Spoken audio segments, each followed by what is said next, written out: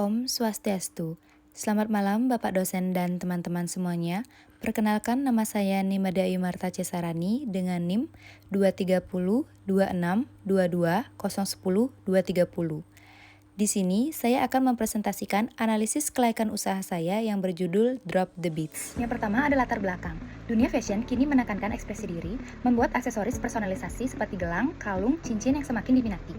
Namun, pasar masih terbatas pada variasi desain dan layanan kustomisasi yang tepat.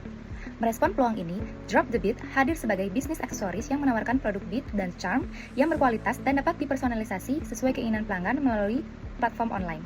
Selanjutnya ada tujuan. Tujuan usaha ini adalah mengembangkan bisnis aksesoris personalisasi yang inovatif dan berkualitas untuk memenuhi tren konsumen muda hingga milenial, sekaligus meningkatkan daya saing industri kreatif lokal, menciptakan lapangan kerja, dan menerapkan prinsip berkelanjutan. Selanjutnya ada manfaat. Di sini saya akan menjelaskan 3 manfaat dari usaha ini. Yang pertama ada manfaat ekonomi, seperti meningkatkan perputaran ekonomi melalui produksi dan penjualan produk aksesoris yang memiliki nilai tambah tinggi. Yang kedua ada manfaat sosial. Contohnya, memperdayakan masyarakat melalui pelatihan keterampilan, desain, praktikan, aksesoris, dan pemasaran digital. Yang ketiga ada manfaat lingkungan. Contohnya seperti menumbuhkan kesadaran konsumen akan pentingnya memilih produk yang tidak hanya indah secara visual, tetapi juga etis dalam lingkungan. Gambaran umum dari usaha ini. Nama usaha yaitu Drop the Beats. Jenis usaha, Drop the Beat bergerak dalam kategori aksesoris fashion non-makanan yang menawarkan berbagai macam produk aksesoris berbahan manik-manik seperti gelang, cincin, dan kalung. Strategi pemasaran yang digunakan yang pertama ada platform digital, yaitu fokus pada Instagram dan TikTok untuk menjangkau generasi muda dan milenial melalui konten visual. Yang kedua ada komunitas online, yaitu membangun grup pelanggan setia untuk berbagi inspirasi dan promo eksklusif. Selanjutnya ada pemasaran marketplace, yaitu menjual melalui Shopee dan TikTok Shop untuk perluasan jangkauan. Keunikan produk ini yang pertama ada personalisasi mendalam. Pelanggan bebas memilih jenis manik-manik, warna urutan, dan charm yang mencerminkan kepribadian atau kisah pribadi. Selanjutnya, kualitas material, menggunakan bahan-bahan lama dan hypoallergenic. Yang ketiga, kemasan eksklusif, didesain estetik dan ramah lingkungan di setiap hadiahnya. Yang keempat, nilai ceria, setiap produk dilengkapi kartu pesan dan menceritakan makna di balik desainnya. Selanjutnya ada promosi yang diberikan. Drop the Beat memberikan diskon, bundling produk, free shipping, seperti gratis ongkir, dan giveaway. Selanjutnya ada aspek manajemen. Yang pertama ada perencanaan. Kami menyusun rencana strategis jangka panjang untuk menjadi brand aksesoris personalisasi terdepan di pasar lokal dalam 3 tahun. Didukung oleh rencana operasional yang mencakup target produksi 450 pesanan per bulan, mencakup cincin, gelang, dan kalung. Yang kedua ada pengorganisasian. Semua tugas masih dijalankan oleh owner sendiri, peran strategis sekaligus operasional mulai dari pemasaran digital, desain produk, produksi, hingga layanan pelanggan dengan mengatur alur kerja dan waktu yang ketat berdasarkan skala prioritas. Selanjutnya ada pengawasan. Sistem pengawasan menerapkan monitoring rutin pada seluruh operasional termasuk quality control, analisis kinerja media sosial, dan evaluasi efisiensi produksi. Keuangan dicatat secara real time. Yang terakhir ada evaluasi. Evaluasi dilakukan secara berkala setiap akhir bulan dengan menganalisis pencapaian target, laporan keuangan, dan respons pasar. Selanjutnya ada aspek hukum. Yang pertama ada hak paten. Dalam menjalankan bisnis aksesoris Drop the Beat, perlindungan HKI sangat penting untuk menjaga identitas merek dan inovasi kami. Yang kedua ada badan usaha. Pemilihan bentuk badan usaha Drop the Beat sebaiknya dimulai dari usaha perorangan karena proses pendiriannya mudah melalui OSS. Ketiga ada perizinan. Setelah memperoleh NIB, Drop the Beats perlu mendaftarkan NPWP atas nama usaha untuk memenuhi kewajiban perpajakan seperti PPh dan PPN. Selanjutnya ada kelayakan bisnis bagian analisis pasar. Yang pertama ada profil konsumen. Drop the Beats adalah usaha yang menjual berbagai aksesoris yang unik dan lucu. Produk ini ditawarkan dan dijual untuk semua kalangan yang menyukai aksesoris dan fashion. Yang kedua ada potensi dan segmentasi pasar. Bisnis aksesoris personalisasi Drop the Beat memiliki potensi besar didukung oleh populasi Gen Z dan milenial yang mencapai 130 juta jiwa serta tren belanja online yang terus-menerus meningkat. Selanjutnya ada pesaing dan peluang bisnis. Drop the Beat akan bersaing di pasar aksesoris yang padat menghadapi 3 jenis pesaing. Yang pertama ada brand lokal, serupa di media sosial, toko aksesoris di marketplace dengan harga yang lebih murah dan layanan terbatas, serta retail fashion besar dengan brand yang kuat. Selanjutnya ada kelayakan bisnis bagian analisis SWOT. Yang pertama ada strengths atau kekuatan.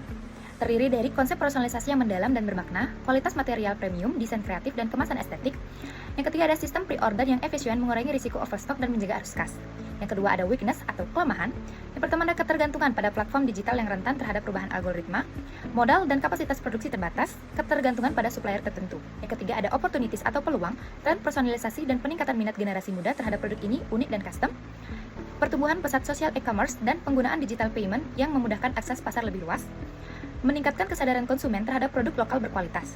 Yang terakhir ada threats atau ancaman, perubahan tren fashion yang cepat sehingga membutuhkan adaptasi berkelanjutan, risiko peniruan desain dan oleh pesaing dan fluktuasi harga bahan baku, ketidakpastian regulasi e-commerce dan kondisi ekonomi yang dapat mempengaruhi daya beli konsumen. Selanjutnya ada metode pelaksanaan. Di bagian metode pelaksanaan yang pertama ada bahan-bahan. Bahan-bahan di sini saya bagi menjadi dua, yaitu bahan baku utama dan bahan pendukung. Bahan baku utama terdiri dari mani-mani, ada yang akrilik, kayu, resin, dan lain-lain. Ada charm dan aksesoris berbahan logam lainnya, tali dan rantai, bahan kemasan seperti box, pouch, stiker, dan kartu ucapan. Bahan pendukung terdiri dari konektor untuk menyambung berbagai komponen, pelapis protektif seperti clear coat untuk melapisi charm logam. Selanjutnya ada peralatan yang digunakan. Ada tang, gunting kawat, crimping tool, beading board, pinset, jarum beading, measuring tape, dan lain-lain. Selanjutnya ada tahap-tahap produksi. Yang pertama ada praproduksi. Di praproduksi ini seperti menyiapkan bahan-bahan, menyiapkan desain, dan mempersiapkan orderan yang telah masuk ke kami. Selanjutnya ada proses produksi. Yang pertama, produksi gelang. Dimulai dengan perencanaan desain dan pemilihan material. Kemudian, merakit manik-manik sesuai pola, mengikat tali dengan kuat, finishing dengan pemotongan sisa tali dan lem, serta quality control untuk memastikan kekuatan dan kerapihan. Yang kedua ada produksi kalung. Meliputi desain dan pemilihan komponen utama, pemotongan rantai, penyusunan manik-manik, pemasangan pendan dan pengunci, finishing pembersihan, serta quality control untuk memastikan panjang dan kekuatan kalung. Yang terakhir ada produksi cincin, dimulai dengan penentuan ukuran dan pemilihan komponen, perakitan band ring, dan pemasangan charm, finishing pemeriksaan sambungan dan keamanan, serta quality control untuk kenyamanan dan kekokohan produk. Proses yang terakhir yaitu ada pengemasan. Pertama, menghilangkan sisa-sisa debu dari produk, selanjutnya dibungkus dengan kertas tisu, lalu memasukkannya ke dalam pouch kain. Tahap terakhir adalah perlengkapan dokumen dengan menambahkan kartu ucapan, label brand, dan instruksi perawatan produk sebelum dikemas, dan supaya pengiriman tetap aman sampai tujuan. Selanjutnya ada rancangan anggaran biaya. Yang pertama ada perlengkapan peralatan sebesar Rp1.080.000, bahan baku produksi sebesar Rp1.990.000, bahan perlengkapan pendukung sebesar Rp1.150.000, biaya operasional sebesar Rp1.550.000. Total rancangan anggaran biaya drop the beat sebesar Rp5.770.000. Selanjutnya ada analisis keuangan. Yang pertama, di sini saya membuat alokasi biaya per jenis produk. Untuk per produk cincin, gelang, dan kalung, saya menargetkan 150 pieces per bulannya untuk masing-masing produk. Ya, dengan harga jual cincin sebesar Rp5.000, gelang sebesar Rp20.000, kalung sebesar Rp40.000. Dengan proporsi untuk cincin 8%, gelang 31%, dan kalung 62%. Didapatkan alokasi biaya sebesar untuk cincin sebesar Rp360.661, untuk gelang Rp1.443.113, untuk kalung Rp2.886.226, dan total alokasi biayanya sebesar Rp4.690.000. Selanjutnya ada menghitung harga pokok penjualan.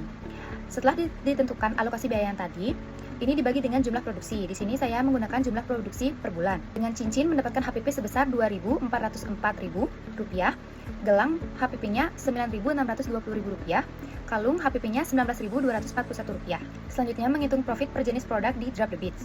Untuk cincin dengan harga jual Rp5.000 dan HPP Rp2.404 memperoleh profit sebesar Rp2.595.000.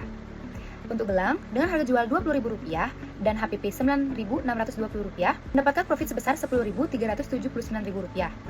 Dan untuk kalung dengan harga jual Rp40.000, HPP-nya Rp19.241.000 dan mendapatkan profit sebesar Rp20.758.000. Selanjutnya ada proyeksi pendapatan. Untuk di setiap produk di Drop the Beat, saya menargetkan membuat produk itu 5 pieces per masing-masing produk, 5 cincin, 5 gelang, dan 5 kalung.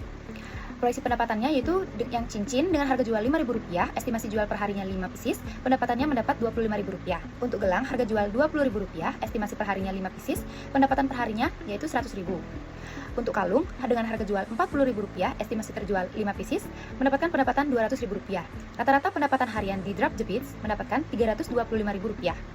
Dan rata-rata pendapatan bulanan mendapat sebesar Rp9.750.000. Selanjutnya ada proyeksi HPP di Drop the Beats. Untuk cincin, HPP-nya Rp2.404.000 dikali estimasi perjual per harinya itu 5 pieces, mendapatkan pendapatan Rp12.022.000. Untuk gelang, HPP-nya Rp9.620.000, estimasi terjual 5 pieces, mendapatkan pendapatan Rp48.103.000.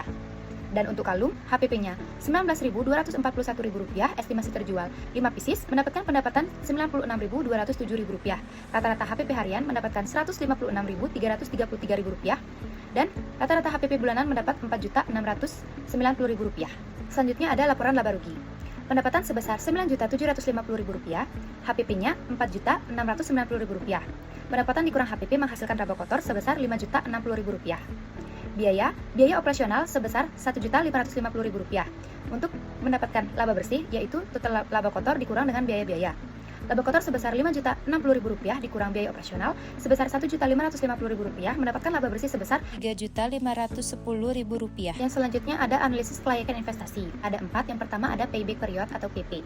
Cara mencarinya yaitu investasi awal dibagi laba bersih bulanan.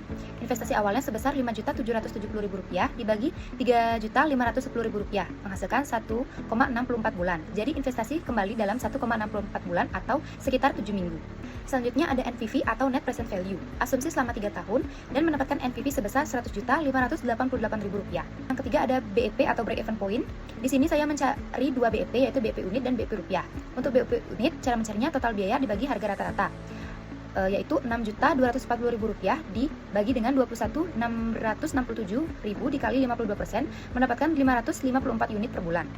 Untuk BEP rupiah, cara mencarinya total biaya dibagi margin kontribusi, yaitu Rp6.240.000 dibagi 52% sama dengan 12 juta per bulan. Jadi perusahaan perlu menjual 554 unit atau menghasilkan 12 juta per bulan untuk mencapai titik impas. Yang terakhir ada Return on Investment atau ROI. Cara mencari ROI yaitu laba bersih dibagi total investasi dikali 100%. Di sini saya mencari 2 ROI yaitu bulanan dan tahunan. Yang bulanan cara mencarinya laba bersih dibagi total investasi dikali dengan 100%. Dengan angka Rp3.501.000 dibagi dengan Rp5.770.000 dikali dengan 100% menghasilkan 60,8%. ROI tahunan Rp42.120.000 dibagi dengan Rp5.770.000 dikali 100%, hasilnya 730,0%.